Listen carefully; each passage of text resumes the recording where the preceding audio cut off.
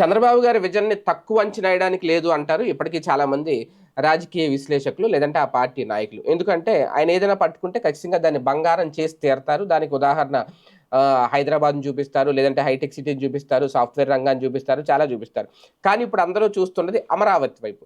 అమరావతి భూముల వైపు. అమరావతిలో రియల్ ఎస్టేట్ వ్యాపారం వైపు. చాలామంది ఆశలు పెట్టుకొని ఉన్నారు. అయితే ఇప్పుడు ఆ ఆశలన్నీ నెరవేరబోతున్నాయంటే ఖచ్చితంగా అవుననే అంటున్నారు. ఎవరైనా గనక అమరావతి ప్రాంతంలో భూములు కావాలంటే ఇప్పుడే పరిగెత్తుకెళ్ళి కొనేసుకోండి. లేట్ అయితే మాత్రం అక్కడ అసలు భూములు కొనలేరు.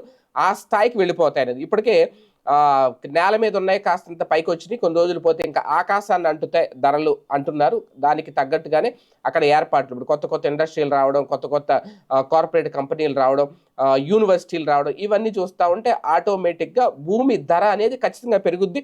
పెరిగే అవకాశమే ఉంది. ఎందుకంటే ఆయన విజను ఇప్పటికే ఆయన్ని సైబరాబాద్ సృష్టికర్త అంటారు. రేపొద్దున అమరావతి సృష్టికర్త అంటారంటే ఖచ్చితంగా అంటారు. అందులో నో డౌట్. అయితే ఇప్పుడు చంద్రబాబు గారి పట్టుదల చూస్తా ఉంటే ఎలా ఉంటదంటే వర భూములను కూడా ఆయన బంగారు పంట భూముల్లా మార్చేస్తారనమాట ఆయన తలుచుకుంటే. అంత విజన్ ఉన్న నాయకుడు అనేది ఆ పార్టీ నాయకులు చెప్తా ఉంటారు. 2014లో కూడా విభజన ముందు ఏపీ ముఖ్యమంత్రి, తొలి ముఖ్యమంత్రి ఆయనే. చంద్రబాబు అప్పుడే నిర్ణయించుకున్నారు ఏపీలో రాజధానిని ఒక ప్రపంచ స్థాయిలో నిలబెడతాము. దాన్ని అమరావతి అని. కాకపోతే మధ్యలో ఆయన ఓటమి పాలవడం, ఇప్పుడు అమరావతి రాజధాని పక్కకెళ్ళింది. మళ్ళీ ఇప్పుడు అధికారంలోకి వచ్చిన నేపథ్యంలో ఇప్పుడు అక్కడ భూముల ధరలైతే భారీగా పెరుగుతున్నాయి అమరావతి ప్రాంతంలో.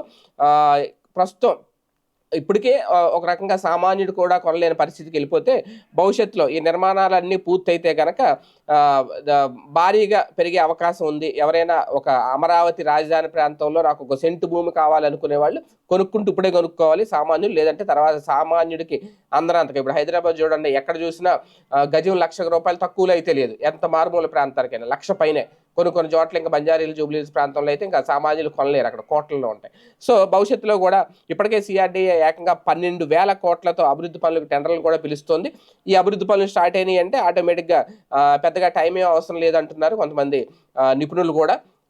దాదాపు 2, 3 ఏళ్ల కాలంలోనే మొత్తం పనులన్నీ పూర్తయిపోతే గనక, ప్రైవేట్ ప్రాజెక్టులు కూడా వచ్చేస్తే గనక మొత్తం అమరావతి హోదా మారిపోద్ది, రూపురేఖలు మారిపోతాయి. ఒక్కసారిగా రియల్ ధరలు కూడా ఒక్కసారిగా ఆకాశాన్ని అంటితే ఇక అక్కడ సెంటు భూమి కొనాలంటే గగనం అయిపోద్ది. ఇప్పుడే ఎవరైనా ఆలోచింటే పరిగెత్తండి అనేది కూడా నిపుణులు చెప్తున్నమాట.